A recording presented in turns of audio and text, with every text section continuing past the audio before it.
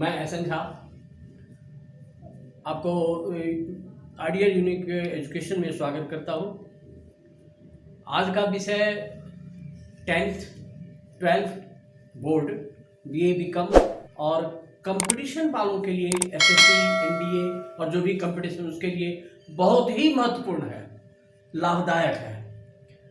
इससे पहले मैं ये बताना आवश्यक समझता हूं कि स्वच्छ भारत, रोग मुक्त भारत का हम लोग भी अंग हैं। इस पर थोड़ा ज़्यादा प्रकाश डालना जरूरी होता है ताकि देश रोग मुक्त हो, हमारा समाज रोग मुक्त हो। इसलिए मैं एक बार 2 मिनट के लिए कुछ कहना चाहूँगा। प्रतिदिन अजवाइन जो हम सभी के घर में होता है, उसे गर्म पानी में उबाल करके छान करके 1-2 बार पीना चाहिए ताकि पाचन क्रिया ठीक रहे। साथ ही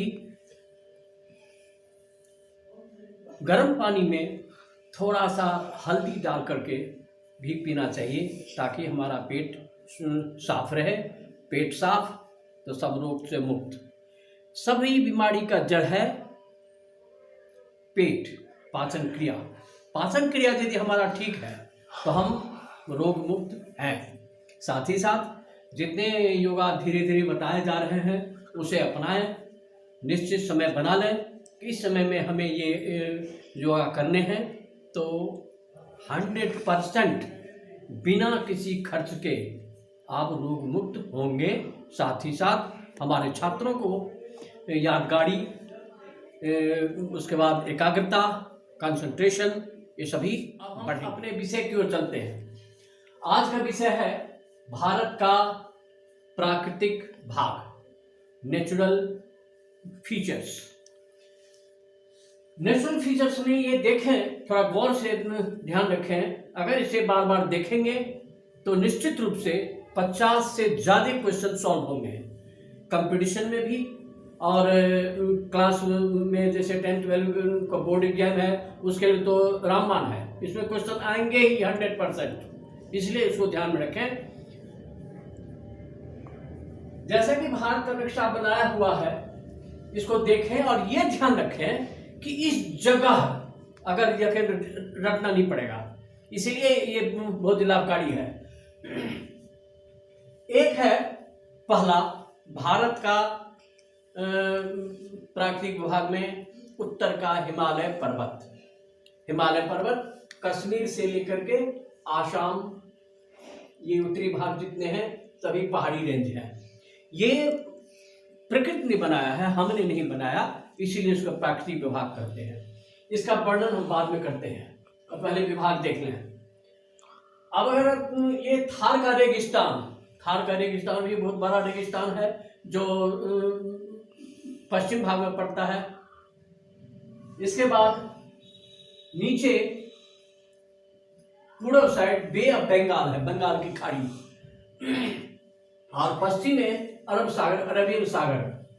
इन दोनों के किनारे का भाग जो है, ये भाग समुद्र के किनारे का भाग, ये मैदान समुद्री तटीय मैदान कहा जाता है।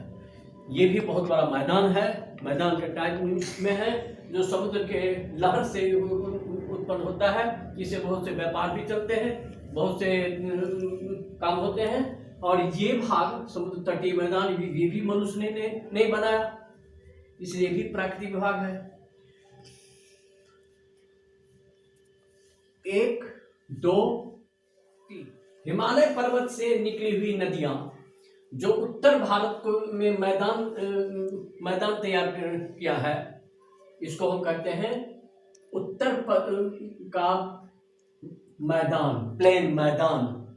ये मैदान भारत में हिमालय पर्वत से निकली हुई नदियों के द्वारा जो लाई गई मिट्टी वहां मैदानी भाग में जम गया है, जिसके कारण ये विश्व में सबसे अधिक उपजाऊ मैदान है।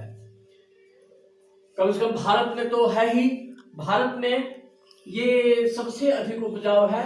यहाँ पर अन्य सभी प्रकार की खेती की जाते हैं। ये भाग जो है यही उत्तर का प्लेन मैदान कहा जाता है। जिसमें पंजाब, यूपी, बिहार, असम ये सभी आ जाते हैं, बंगाल। तो ये चौथा हुआ। और पांचवा है दक्षिण का पठार। ये पठारी भाग है। उत्तर भाग तो उत्तर मैदान हो गया, और ये नॉर्थ साउदर्न प्लेटू कहा जाता है। दक्षिण भारत का पठारी भाग या पठारी मैदान, इसमें विंध्याचल पर्वत है जो अधिक ऊंचाई पर नहीं है। अब हम इससे होने वाले जो प्रश्न ये हम बताते जा रहे हैं, आप ध्यान में रखेंगे। कम से कम 50-60 क्वेश्चन होंगे जो आपको याद हो जाएंगे, बार बार देखेंगे, याद होगा, परीक्षा में आपको भूलेंगे नहीं। इसमें 5 भाग है। 5 भाग में किसी एक भाग का वर्णन करने के लिए कहेगा या 2 भाग का वर्णन करने के लिए कहेगा। यदि इसे ध्यान से देखें तो निश्चित रूप से आप कमांड कर सकते हैं। अब ये देखें, हिमालय पर्वत श्रेणी जो कहा जाए, इसका वर्णन यदि करेंगे तो ये देखें हमारा प्रहरी का काम करता है। पहला पॉइंट, हिमालय पर्वत हमारे देश के लिए प्रहरी का काम, पहरेदार का काम करता है। पहरेदार का इसलिए कि ये उत्तर से ठंडी हवा को भारत में आने नहीं देता है। क्यों? बहुत ऊंचा है, हवा जितने ऊंचाई तक है उससे अधिक ऊंचाई तक हिमालय पर्वत है, इसलिए उसको रोक देता, नहीं आ पाता है। साथ ही समुद्र के द्वारा चलने वाले मानसून को उत्तर नहीं जाने देता है, जिसके कारण मानसून का प्रभाव हमारे देश में ही रहता है। और ये मैदान, पूरे मैदान कृषि कार्य के लिए, अन्य काम के लिए या जलवायु मौसम हमारे देश में सुरक्षित और समान रहता है। अगर ये हिमालय पर्वत नहीं रहता तो ऐसा नहीं होता। कभी ठंडी हवा का प्रकोप, कभी बारिश का अभाव, ऐसा होता। साथ ही इस पहाड़ी इलाके रहने के कारण इस जगह पर बहुत से भ्रमणकारी क्षेत्र भी हैं, जिससे लोग अपने आराम के लिए गर्मी के मौसम में जाते हैं। साथ ही हिमालय पर्वत के में जंगली क्षेत्र जितने हैं, जिसमें बहुत से जानवर पाए जाते हैं, जो हमारे पर्यावरण के लिए बहुत ही लाभदायक है। इसके बाद जंगल जो है, जिसमें अनेक प्रकार की लकड़ियां हैं, जो हमारे लिए दैनिक आवश्यकता के पूर्ति के लिए बहुत उपयोगी है। लकड़ी जो विभिन्न कामों में आता है, इसका वर्णन हम खुद सोच करके अपने दिमाग से कर सकते हैं। इस तरह हिमालय पर्वत के क्षेत्र में बहुत से खनिज पदार्थ भी हैं हिमालय पर्वत के कारण। अगर इसको हम ध्यान से देखें, दिमाग से सोचें, रटे नहीं, तो निश्चित रूप से इसके भाग को हम बिना रटे अपने दिमाग से लिख सकते हैं। दिमाग को सोचने के लिए लायक बनाना है, योगा जो बताया है उसको करते रहना है, ताकि दिमाग से काम कर सके। अब अगर हम उत्तरी भारत के मैदान की बात करें, जिसे गंगा ब्रह्मपुत्र का मैदान कहा जाता है, ये अगर इसका वर्णन हमको करना है तो ये लिखेंगे कि उत्तरी भारत का मैदान हमारे हिमालय से निकलने वाली नदियों के जाल से बना हुआ है। ये नदियां ऊपर से मिट्टी बहा के लाती है और इस प्लेन मैदान में छोड़ देती है, जिसके कारण उत्तरी भारत का मैदान, गंगा ब्रह्मपुत्र का मैदान बहुत उपजाऊ मैदान है।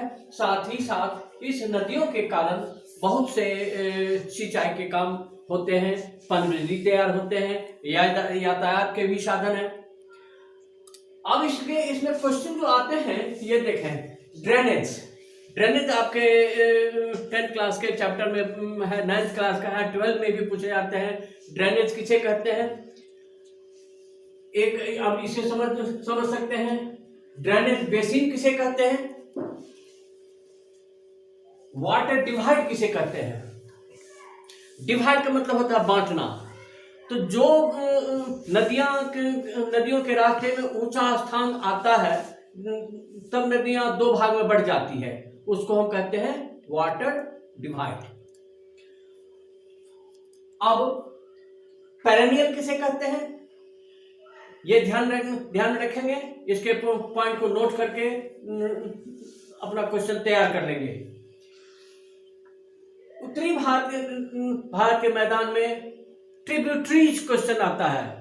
ट्रिब्यूटरीज किसे कहते हैं, तो ट्रिब्यूटरीज हम आपको दर्शाते हैं। ट्रिब्यूटरीज कहते हैं जो प्रमुख नदियां जो इंडस, गंगा और ब्रह्मपुत्र है, इन नदियों में जो दूसरी नदी आकर के मिल जाती है, तो जितने नदी आकर के मिलती है सभी ट्रिब्यूटरीज हुए, अर्थात छोटी नदियां। इस तरह अगर हम इसको ध्यान में रखें तो उत्तर भारत के मैदान और हिमालय पर्वत श्रेणी के संबंध में जो भी क्वेश्चन आएंगे आप लिख सकते हैं। इसमें जितने भी हम बताए हैं उस क्वेश्चन को आप नोट कर लेंगे और एक एक पंक्ति या दो पंक्ति का आंसर बना लेंगे ताकि इसका वर्णन करने में सुविधा हो। अब इसे ध्यान से देख करके तैयार कर लेंगे, बाकी भाग दूसरे अध्याय में करेंगे। Thank you.